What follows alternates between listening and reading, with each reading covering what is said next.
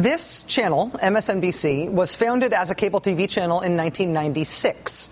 But it was not until about 10 years into MSNBC's life that this channel really began to solidify its place in the market and really started to take off. In the interim years, in that first decade, one of the things that MSNBC did that people do not believe this company did, one of the things MSNBC did that seems patently impossible in retrospect, but I know for a fact it did indeed happen, one of the things MSNBC did in its first decade was it broadcast a TV show for 23 weeks that was called Alan Keyes is Making Sense.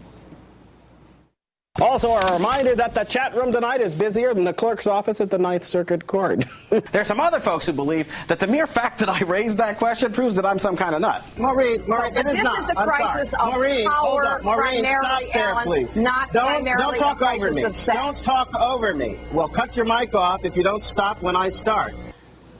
Clips from Alan Keyes is Making Sense. That's the name of the show. If you have to assert in the name of the show that the host is making sense, it tells you something about what people think the appeal of that host might be.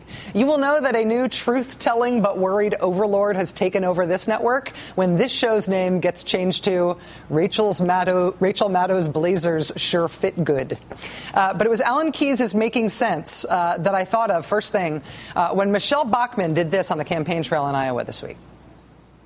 Before we get started, let's all say happy birthday to Elvis Presley today. Happy birthday! Michele Bachmann said that not on Elvis Presley's birthday, but on the anniversary of the day that Elvis Presley died.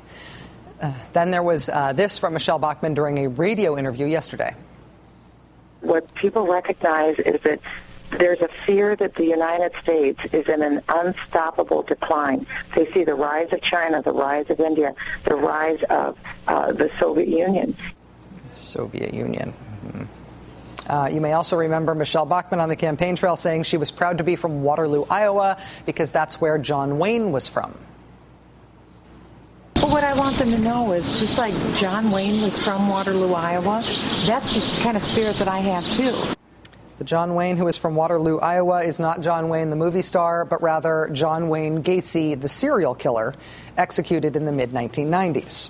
Michele Bachmann also earlier this year gave a big shout out to Lexington and Concord for their role in the Revolutionary War. She did this while she was in New Hampshire, not as a shout out to a neighboring state or a generic yay New England or an even more generic yay America. She did it when she was in New Hampshire because she thought that the Massachusetts towns of Lexington and Concord actually were towns in New Hampshire. What I love about New Hampshire and what we have in common is our extreme love for liberty. You're the state where the shot was heard around the world at Lexington and Concord. No. People make mistakes. I make mistakes all the time, constantly. Candidates make mistakes. Candidates do not usually make this many mistakes, though. And here's the thing about whether or not gaffes like this, repeated, constant gaffes like this from Michele Bachmann, are important politically for her. Michele Bachmann, as far as I can tell, like Alan Keyes, Michele Bachmann is making sense. Her candidacy makes sense. There's a reason why more than a gadfly, less than a contender conservative candidacies are such an important part of the way Republicans run for president. When Alan Keyes ran for president in the year 2000, one of the concrete outcomes of that was him getting a TV show on the cables, which not only paid him, of course, but also helped him maintain his influence. He ran for president again in 2008, and he runs for Senate every time you turn around. He even moved to Illinois at one point to run against Barack Obama for Senate in 2004. Running for office is a career strategy for Alan Keyes. Pat Robertson ran for president in 1988 when he was already a very successful televangelist. Pat Robertson came in second at the Iowa caucuses. He got lots of attention before parlaying all of that into all sorts of ways to make money and maintain his influence. He even spoke at the Republican convention that year. His television empire grew. Since then, he has published about a dozen books. Plus, there was the thing about the diamond mine he owned with the dictator in Liberia. Plus, he has his age-defying shake recipe that he says allows him to leg press 2,000 pounds whenever he wants, even though he's 81. Like Alan Keyes, being more than a gadfly but less than a contender as a candidate was a very good thing for Pat Robertson's career. It was also good for Mike Huckabee. Mike Huckabee won the Iowa caucuses. Was he ever going to win the Republican nomination? Who cares? When all was said and done, what he was a Fox News commentator with his own show called Huckabee with Mike Huckabee. He's published 4 more books since his presidential run, plus audiobooks. He's got his conservative revisionist history DVDs for kids. One of the reasons Mike Huckabee said he wasn't going to run this time is he said he'd be walking away from a pretty good income.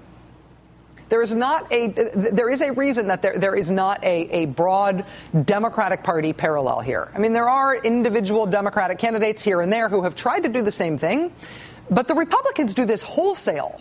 Every year, a lot of their candidates are following this path.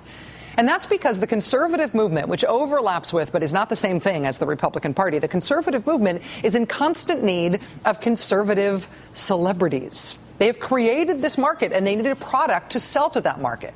Becoming a conservative media celebrity is a really remunerative thing. The speaking tours and the publications and the book clubs and the direct mail and the giant TV network and the smaller TV networks and the religious TV networks. The conservative movement needs celebrities, people who, whether or not they have won political offices, are famous for being conservative. They just need to be well known. They need name recognition. They need to say reliably conservative, headline-grabbing things. And a presidential campaign is a great platform to do that. It's a great place to build the brand, as they say. Whether or not every twist and turn and mix-up between the serial killer and the movie star is a newsworthy thing this year, I think that is up to the individual news agency to decide on about Michele Bachmann's candidacy. But whether or not the more than a gadfly, less than a contender candidates like Michele Bachmann and Rick Santorum and Herman Cain, whether or not those folks stay in the race, that isn't really a judgment call. That isn't really a mystery. That, like Alan Keyes, is making sense. Joining us now is Chris Hayes, editor-at-large of The Nation magazine and soon-to-be host of his own MSNBC Weekend show starting next month. Chris, it is good to see you. Thanks for being here. Thanks for being here. I think all cable news hosts should be showed the clips from the Alan Keyes is making sense in case anyone's head starts to get too big that they have a cable news show. The title of the Alan Keyes show, the name of the show is Alan Keyes is Making Sense, is one of the most profound things to have ever happened in cable news. It's pretty sweet. I was trying to think about the parallel. I mean, I went with Rachel Maddow's blazers fit well, like just to try to undercut which was that. Adorable and self-deprecating. I don't know if it's exactly proper. I was trying to. I mean, if you're trying to advance your critics their argument with the title of your show, I don't know. It's a challenge to all of us. All right, are you going to be telling me that I am underestimating Michele Bachmann at my peril in this campaign? Rachel, I really think you're underestimating Michele Bachmann. No. Well, here's what I think you're underestimating. I do think you're underestimating the megalomania and self-delusion of people that run for president of the United States. I mean, it's unclear to me how self-conscious the strategy is. I think you're exactly right about the broad structure of the incentives and the intense monetary incentives for people on the right who run for president. And the Sarah Palin phenomenon itself it sort of blew open all the barriers. But I do think, and it's impossible to kind of get like a soul x-ray, but I do think in her heart of hearts, Michele Bachmann thinks she has a chance of being the next president of the United States. I think her husband probably thinks that, and I think the small knit circle of advisors around there probably think that too. And I think all sorts of people who have no chance of actually being president of the United States manage to convince themselves that they will, in fact, be the next president of the United States. Well, why don't we see, and tell me if you disagree with the premise, but I don't think we see the same thing happening as much with Democratic presidential candidates. I think there's the odd one here and there, but I do feel like it happens wholesale with Republicans, and it really is an odd thing when it happens with Democrats. Do you think that it's true that there isn't balance here on both sides? I think there's an imbalance in the scale, and I think that's just largely about the fact that conservatism in America is a multi-billion-dollar industry. I mean, self-consciously conservative conservatism. There's a whole universe of platforms. I mean, there are people, Rachel, there are radio talk show hosts that almost no one who is watching this program right now have even heard of, who have millions of people that listen to them every day. Yeah. I mean, you could go to the New York Times bestseller list on any given Sunday, and you will see 4 or 5 right-wing authors on that New York bestseller best list. Sometimes people I have never heard of, and I sort of think about this and cover this for a living. So there is an entire universe, an entire industry, and it dwarfs the scale of whatever there is on the left. And this is not to say, I mean, look, I write for the Nation magazine, which that's how we make money, is selling subscriptions to liberals. There is nothing wrong with it per se. It's just the size of it is so large. And also, I think there is a question of, at a certain point, whether people are doing this for the right reasons, whether they're sort of ideological warriors or whether this is essentially a racket, and it becomes harder and harder to tease the two apart. And whether or not what it tells us about them as individual candidates and the potential trajectory of them as candidates and what it says about whether they're delusional people or good people or bad people and all that is sort of the most personally interesting part of it. Yeah. But I think it also has a political impact. And I wonder if it might be possible, even sort of just informally, to separate off, to hive off the people who really are running just as a racket, just to build their brand and get other jobs, to separate them off from the people who are really running to be president, because the presence of the brand builders makes the actual presidential contest just that much more stupid and craven. I totally agree, and yet what would be the hypothetical decision procedure that one could plausibly apply to the field to do that separation? I mean, Michele Bachmann is polling quite well, thank you very much. Yeah. There are certain candidates who were excluded from the stage of the last Fox News debate. Gary Johnson, who was a very successful governor of New Mexico, and Buddy Roemer, who we had on the Last Word last week, who is not only a governor of Louisiana, but he was a congressman. People with credible records who are not on that stage, I don't think are running for, to be celebrities. But if you say, well, Herman Cain is just running for this reason, Herman Cain saying, no, I'm running because I want to be the next president of the United States, and I have the fundraising dollars to show it.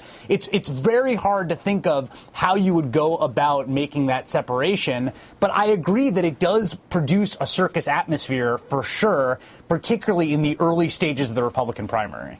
Chris Hayes of MSNBC and The Nation magazine, obviously cleaning up. Thank you so much for your time. Right. Thank you, Rachel. Thanks, mostly The Nation. Yeah, I understand, filthy lucre. All right, it is Friday night, so we are especially grateful that you are spending an hour watching this show, because it's Friday. But as our Friday viewers know, right after we are done, it is time for the show that is about the prison, right? But before we're done, on this show, we have a news story for you about the show about the prison. Also about me, also about the Republican governor of Florida. This is our whole show staff's favorite story of the day, if not the week, if not the month. Coming up.